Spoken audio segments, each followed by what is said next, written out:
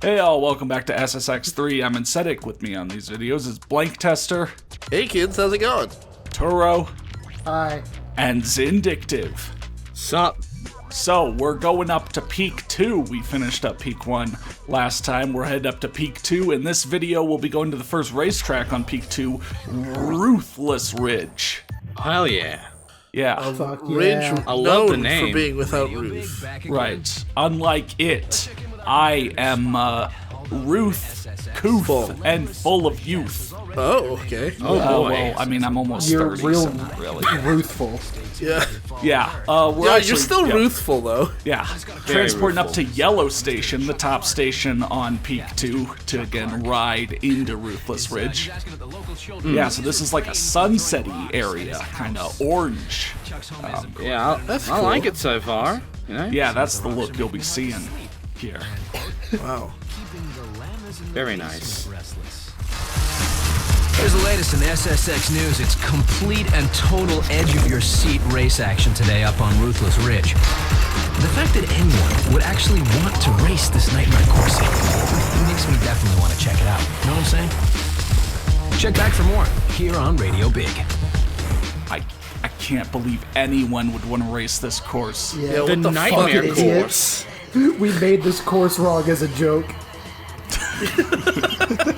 If you ride this course, you will die. We made it wrong as a joke and you're writing it? Are you insane? It's so Why would ruthless, you just had to do knock that, down somebody already. Yeah, And the funniest yeah. part is that this is like one of the best race courses in the game. I mean, they're all good, but I mean, you know, this one's a personal Yeah, favorite. this is a really fun one.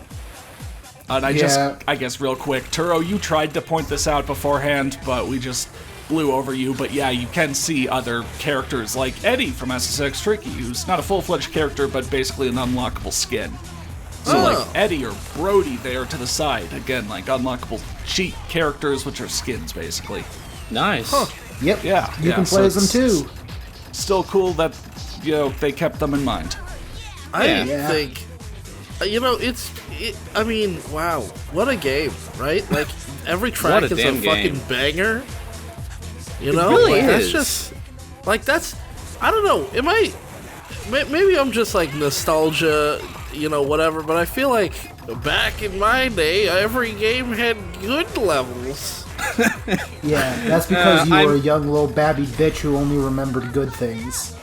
Yeah, exactly. I mean, like, Yeah. this game is remembered fondly because it was just really, really tightly designed. And I don't know, it's just like, I don't think any amount of praise is enough to really capture how much work it must have been to just make banger after banger. Yeah, I mean, I don't even have any nostalgia for this game because I never actually, like, even played Played it as a SSX kid? 3 before. Yeah, not even as a kid. And the thing Yeah. is, I also think that the level design in this game is freaking Just amazing compared to so most games cool. nowadays. It's just Yeah, like- really well done. Everything flows so well and looks awesome.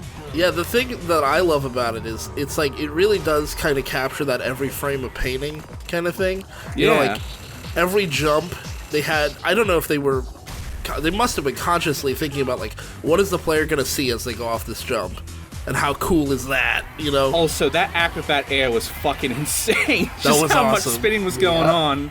That's a Vigo Rolig signature trick. Yeah, I swapped out all the Uber tricks, and on the nose and tail I have more signatures, so I have Griff's Sugar Rush and Vigo's Acrobat.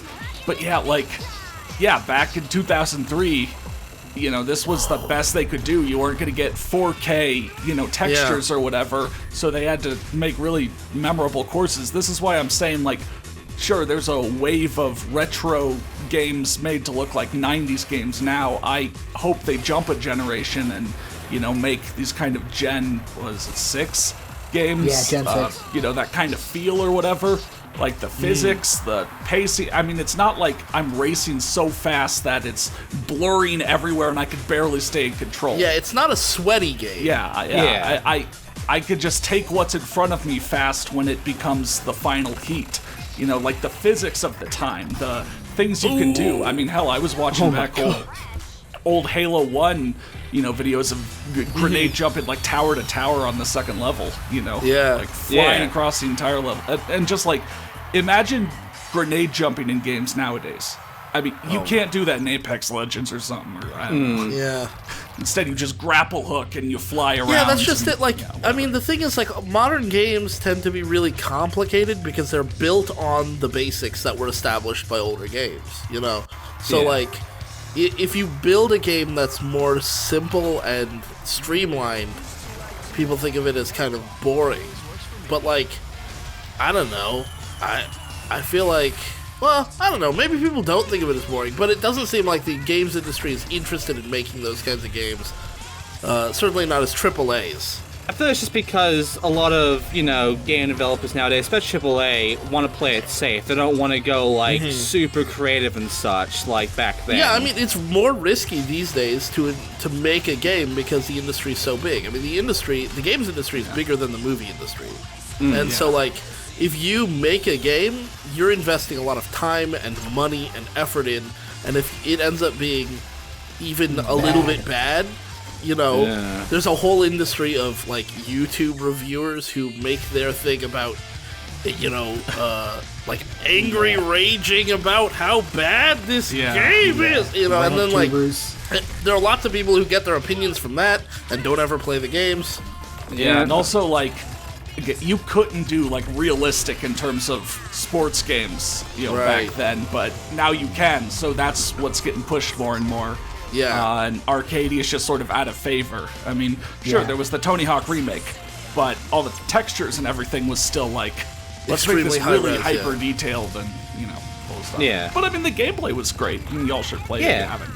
Definitely. I saw a meme earlier today that was, like, in the top half of the screen, it was, like, KOTOR, and it was, like, fog in like early 3D games was used to lower the engine, lower the engine push. But now, and then like they show in the bottom half, it's like a modern game with like volumetric lighting and all that stuff, and it's like fog is only used to push the engine to its limits and lower the frame rate. Yeah. Like another example, like to go back to Halo, because you and I are trying to play through Spartan Ops since Halo 4 went to MCC. Like, again, comparing that back to like Halo 1, I'll take a bright orange grunt in a, simpler looking area like any a big day triangular over the, like, backpack. More like realistically colored and lit and designed, whatever. He's in got Halo these 4. grimy hands and these ugly teeth and yeah. I was thinking of there's actually a game that popped up on my Steam like recommendeds recently that looked like because you guys were talking about like really like snappy like movement games, kind of looks like a first person shooter version of My Friend Pedro called Carlson, where it's really Carlson, that was made by a YouTuber. I'm trying to remember what his name is, but Carlson is awesome. And, you guys and were that talking about YouTuber's really jumping. cool too. Yeah, that's what. Yeah, it's like one of those puzzle like kind of like My Friend Pedro, but like you're rocket jumping around and like parkour and shit. Looks really interesting. I'll have to. Yeah, Danny, that's his name. Yeah. Danny. I thought you were going to talk about Trick Shot, which literally looks like third-person arena shooter meets skateboarding. Holy crap! Oh my gosh. I was looking at that game and I don't know. Like, can I just say this is a call-out post now to Turo. Okay? Because let me read this message that you sent me, you asshole. I knew you were going to bring this up. Because you linked me Trick Shot, and you could have just been like, this sounds like one of those crazy ideas you say in aesthetic videos. That would have been fine. Instead you said, hey, all those times you say you want like a skateboarding game with oddly superfluous things added to it? Oddly superfluous? Excuse me? My ideas are brilliant. They're all good. Every idea I've ever said has been good. How dare you insult totally the intelligence that of Blank Tester. But the thing is, like, Trick Shot, I don't know. I was looking at the trailer for Trick Shot, and it looks like too much. It looks like way too much. And the thing that made me realize how much it was too much was in the trailer, one of the people uses a sniper rifle. And I was thinking to myself, like, do we need a sniper rifle while I'm skateboarding? Like, this is way too much finesse you're expecting out of me. And, like, I don't know if the auto-aim is going to then compensate for how fast you're moving, or if there's going to be some kind of lock-on feature, because if there is, that's going to be broken as hell, and if there isn't, then the sniper rifle is going to be damn near useless, and I don't know. I feel like you could probably get away with it. Like, if you're gonna do shooting on a skateboard, you could probably do a pistol, assault rifle, shotgun, rocket launcher. You're probably good. Yeah, I feel like we'll see. Yeah, we'll see. I haven't played the game yet, so. Yeah, the biggest issue that I find with those kind of silly games is having your game be too silly. You want to find a good groundwork of here's some crazy shit and such, but we're not really freaking dumb about it. Yeah, it's not just being novel for the sake of being novel and putting random shit in the skateboarding game, Bob. I mean, to me, it's a, humorous mashup of genres, and I'm a little interested, but it also sort of looks like that one dodgeball game that all the big YouTubers get paid to play for 20 minutes and, make a video on, and I can't imagine it being fun even 40 minutes after, starting. Same. But again, we haven't played it yet. Right. Maybe we will. Maybe we should play it, It's just not out yet, so. Yeah. When it comes out. All right. So that was Ruthless Ridge. Oh, that was Ruthless really Ridge. nice. Wow. Let's some of the shortcuts going on. Damn. Didn't really bring up, much in parts of the levels, but I mean, really that's tried all right. to show off the cool the stuff. levels without Ruth. The long race, the long grind lines, and the, cool shortcuts. It had some pretty cool jumps, honestly. Yeah. Really nice. Once again, this is Radio Big. Ruthless Ridge was where the SSX circuit got down to some serious racing today. Not only were riders pushing the sound barrier, but what was with those tricks, man?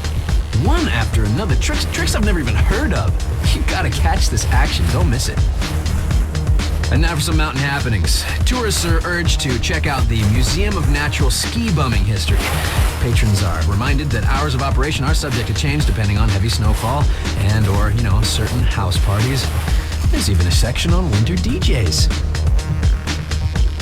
Yeah. Man, so that actor is so good. I love his intonation is so smooth. It's great. Yeah. So that was Ruthless Ridge. We're down here on Red Station. Next video will be the next racetrack on Peak 2, Intimidator. Oh. So yeah, see you then.